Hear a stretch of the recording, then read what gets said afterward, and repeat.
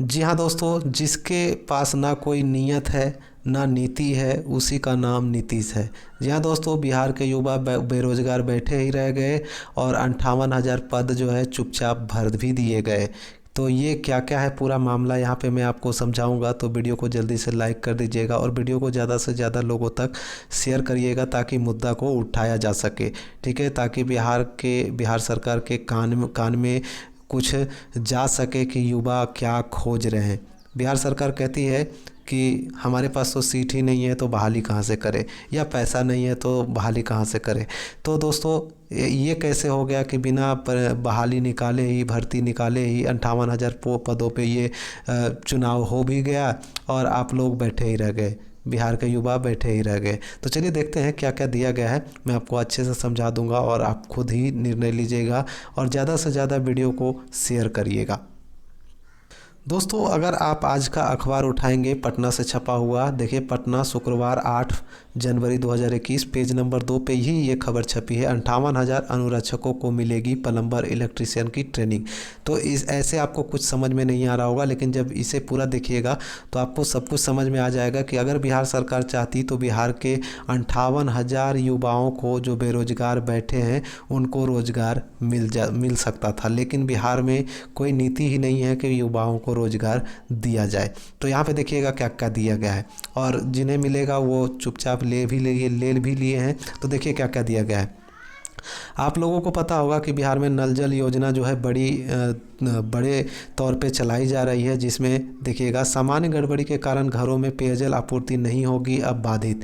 58,000 अनुरक्षकों को मिलेगी plumber electrician की ट्रेनिंग। जो अभी नल जल योजना का संचालन कर रहे हैं आपके आसपास में, उन लोगों का चयन हो चुका है और उन लोगों को मानदेय भी दिया जा रहा है। जी हाँ दोस्तों, मानदेय भी दिया जा रहा है। जो अनपढ़ है वो भी वार्ड सदस्य के लोग उनको चला रहे हैं।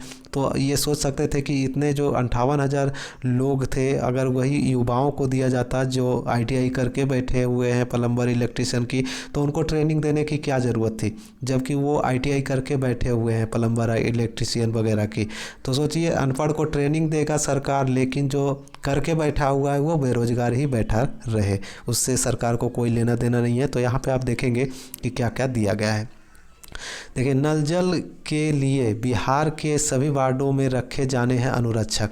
जी हाँ दोस्तों, जो नल जल चलाया जा रहा है उसमें जो भी सुबह शाम को जो मोटर चालू करेंगे या बंद करेंगे और जो 30 रुपये महीना उगाही करना है, जमा करना है सबसे, तो उसके लिए अनुरक्षक का बहाली होनी थी। लेकिन सरकार ने जो वार्ड सदस्य पहले से चला रहे थे, उसको चालू बंद कर रहे थे, उसी को दे दिया गया है। अब वही लोग चुपचाप बहाली कर देगा, इसके लिए अलग से बहाली नहीं निकाली जाएगी। जी हाँ दोस्तों, देखिए नल जल योजना देखिए पूरा दिया गया है। नल जल योजना के बेहतर संचालन के लिए वार्डों में कार्यरत अनुरक्षकों, देखिए कार्यरत अनुरक्षकों, देखभाल करने वाले को प्लम्बर और इलेक्ट्रीशियन का प्रशिक्षण दिया जाएगा। यानी जो अनपढ़ पहले चला रहे हैं वो उनको ट्रेनिंग दिया जाएगा, और जो ट्रेनिंग करके बैठे हैं उनको कोई रोजगार की देने की सरकार की नीयत ही नहीं है।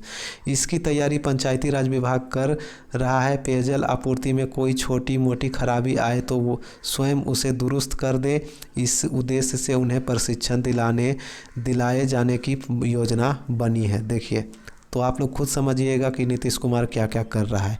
इससे नियमित रूप से पेयजल आपूर्ति में काफ़ी मदद मिलेगी। इसको लेकर पंचायती राज विभाग ने श्रम विभाग से सहयोग मांगा है।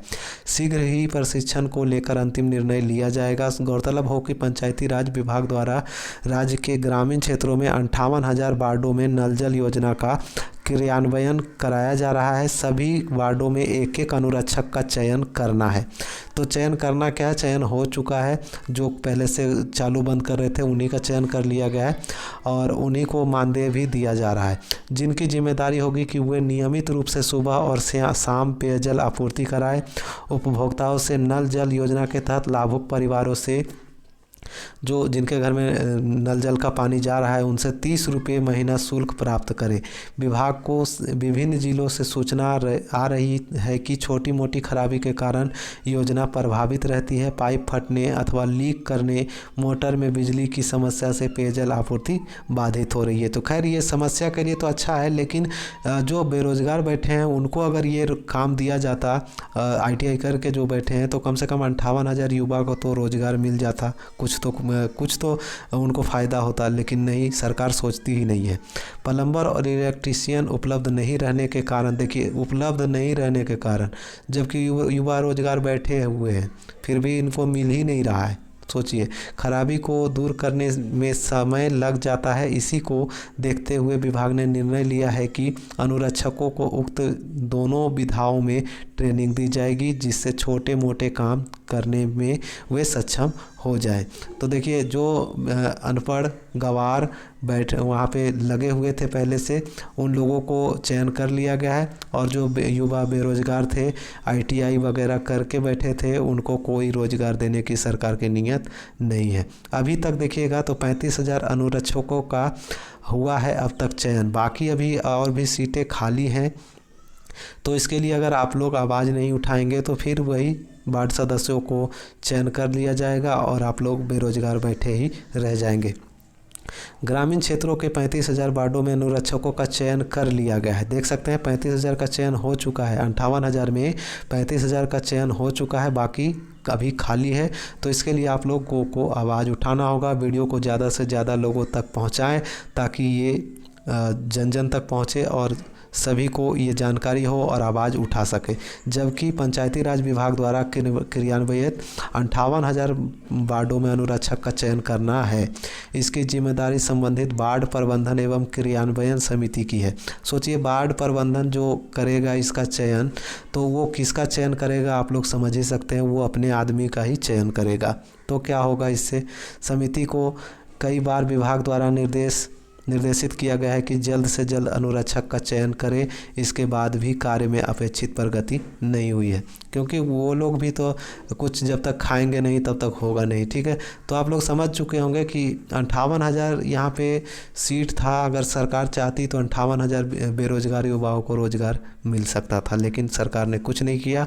अब चुपचाप बहाली कर दी गई है, चयन कर लिया गया है। तो चलिए, जानकारी अच्छी लगी हो तो लाइक करिएगा, चैनल को सब्सक्राइब कर लीजिए पल पल के अपडेट के लिए। और कुछ जानकारी आती है तो मैं आप तक पहुंचाता रहूंगा। मैं मिलूंगा नेक्स्ट वीडियो में नेक्स्ट अपडेट के साथ। तब तक के लिए बाय, जय हिंद।